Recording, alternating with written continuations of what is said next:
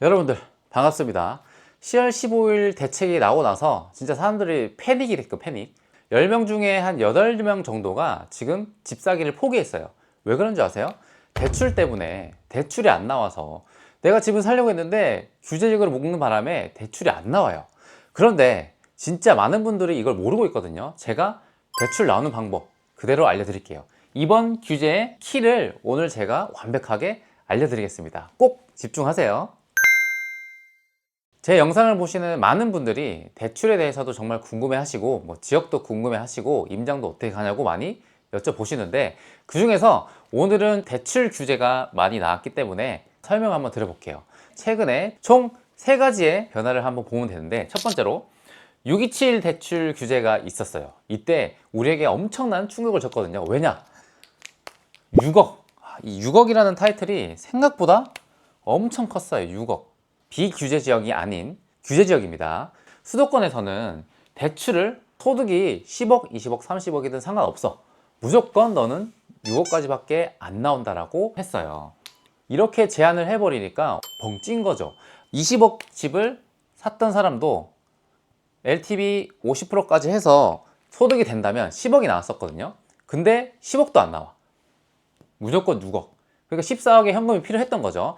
이것 때문에 사람들이 충격에 많이 빠졌지만 10억 정도로 해서 빠르게 치고 올라갔어요. 언제부터? 8월 이후부터, 휴가철 이후부터 매수세가 강하게 붙었고, 그 다음에 점점 가격대가 아래로 내려오기 시작했어요. 정부에서는 또 가만히 놓을 수 없죠. 자, 두 번째, 9월 7일 규제가 있었는데, 이때는 원래 공급 대책이었어요. 공급 대책.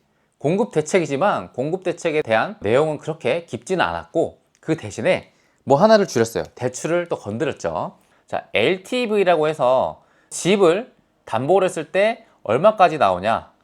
규제 지역에서는 50%까지 나왔는데 이제 안 되겠어. 너무 상급지들이 불타니까 40%까지만 해줄게 라고 해서 10%를 내려버렸어요. 위원님분들은 1년 모으면 진짜 잘 모으시는 거예요. 그리고 예비신혼부부 두 분이서 합쳤을 때, 그리고 부모님으로부터 조금 차용을 해서 한 3, 4억대의 종잣돈을 가지신 분이 굉장히 많거든요. 그렇게 되면 금액대가 어떻게 설정되냐? 6억이야. 그 다음에 6억 이상은 내가 종잣돈이 한 3억이다. 그러면 수도권에서는 최대 6억을 받고 한 9억짜리 집을 사는 거예요. 그래서 제가 말씀드린 게 6억에서 10억대 아니면 6억 이하, 이렇게 두 부류로 나눴는데, 솔직히 고가주택에 있는 분들은 우리랑 거리가 조금 멀다고 보시면 되지만 그래도 알고는 있으셔야 됩니다. 자, 이렇게 해서 97 규제가 나왔고, 자, 이번에 또 강력한 한 방이 나왔습니다. 바로 10월 15일 규제. 엄청난 충격에 빠뜨렸습니다. 이것 때문에 지금 사람들이 완전 패닉이거든요. 이제 대출이 안 나온다고. 왜냐? 다 규제 지역을 묶었기 때문에 이제 LTV가 40%까지밖에 안 나와. 이 뜻은 뭐냐면, 제가 예시를 들어볼게요.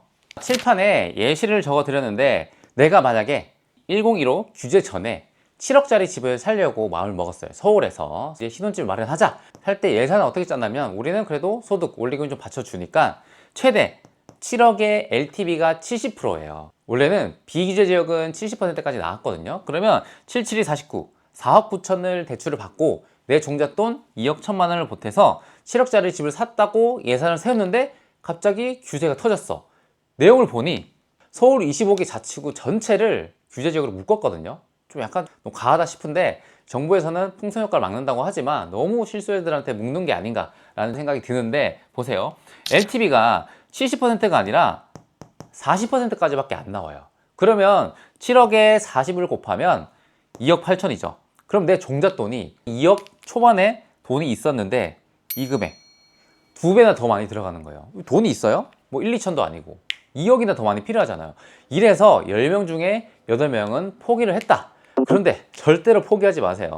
왜 그러냐면, 제가 오늘 말씀드린 주제가 금액대 6억에서 10억 정도 되는 사람들이 살 수 있는 이 키포인트가 있단 말이에요. 이거를 꼭 활용하셔야 됩니다. 절대로 낙심하지 마시고 매물 보러 다니세요. 제가 바로 알려드릴게요. 바로 오늘 알려드릴 치트키는 뭐냐? 생애 최초 대출입니다. 이 관심 정말 많으시거든요. 사람들이 생애 최초 대출에 대한 개념이 많이 부족합니다. 그래서 이걸 활용을 못하는 부분도 있고요. 생애 최초 대출이 두 가지가 있어요. 우리가 일반적으로 알고 있는 시중은행에서 받는 경우, 그 다음에 정책대출에서 받는 경우가 있는데, 오늘은 이 시중은행 대출에 대해서 말씀을 드려볼 거예요. 정책대출, 디딤돌, 보금자리론도 규제 지역이 어떻게 되나요? 하시는 분들은 다음 영상 기다려 주시고요. 자, 시중은행에서 우리가 대출을 받을 때 보통 총 3가지 조건이 있습니다. 이 3가지만 기억하시면 돼요. 첫 번째, 생애 최초를 시중은행에 받을 때 LTV는 규제지역은 40%잖아요. 근데 규제지역이더라도 생애 최초를 활용하면 LTV를 70%로 활용할 수 있다. 그래서 규제 이전으로 돌아갈 수 있는 키포인트가 이렇게 집값 대비 70%까지 올려줄 수 있다 라는 점을 꼭 활용하셔야 되고, 자, 두 번째가 뭐냐면 바로 한도입니다. 한도. 생애 최초 대출 아무리 많이 받아봐야 지금 얼마로 묶여 있죠? 6억입니다. 6억. 한도는 6억. 이게 예전에 6억 제한이 없을 때도 생애 최초 대출이 LTV 원래 80%에 한도가 6억이었어요. 근데 지금 LTV 70%까지 지난 627 대책에서 내려간 경우거든요. 자, 이거는 수도권에 해당되는 겁니다. 지방은 LTV 80%까지 가능합니다. 자, 마지막 세 번째. 자, 제가 뭐라고 적었죠? 무주택자라고 적었는데 과연 무주택자라고 해서 전부 다 받을 수 있을까요? 정답은 아닙니다. 세 번째가 무주택자인데 제가 지금 적어드렸죠. 이력. 이력이 뭐지? 자, 무주택자라고 해서 모두 다 이 조건을 만족하는 게 아니에요. 왜냐면 지금은 무주택자지만 예전에 주택을 한 채 가지고 있었던 이력입니다. 처음부터 지금까지 집 산 시점까지 내 명의로 한 채도 있었던 적이 있으면 안 된다. 이걸 모르시는 분들이 많거든요. 자, 무주택자는 당연하고 이전에 가지고 있던 보유 이력이 없어야 됩니다. 자, 그러면 미혼인 분들은 혼자 해당이 된다면 신청하시면 되는데, 만약에 지금 결혼을 앞두고 있는데 혼인신고도 할 거다 하시는 분들 꼭 주목하세요. 이거 정말 중요합니다. 자, 제가 만약에 A예요. 주택수 없고 생초 만족해요. 그리고 내 배우자 될 사람도 주택수가 없어요. 너 주택수 없어? 나도 없어. 그러면 혼인신고하고 우리 규제지역에 생애최초 활용해서 빨리 계약해. 이렇게 하고 계약서를 씁니다. 근데 대출 신청해보니 승인이 거절났어요. 왠 줄 아세요? 여러분들 이제 이것까지 확인하셔야 됩니다. 자, 저는 생애최초에 조건이 맞아요. 근데 예비 배우자가 무주택자야. 그래서 된 줄 알았는데 안 돼요. 뭐 예전에 부모님이 본인 명의로 뭐 빌라라든지 아파트를 한 채 해주고 팔았던 경험이 있어. 근데 본인은 그게 당연히 상관없는 줄 알았죠. 그래서 신청을 했는데 안 된다. 자, 이 조건이 왜 안 되냐면 혼인신고를 하게 되면 그냥 하나로 봐요. 한 명으로 본다고 생각하시면 됩니다.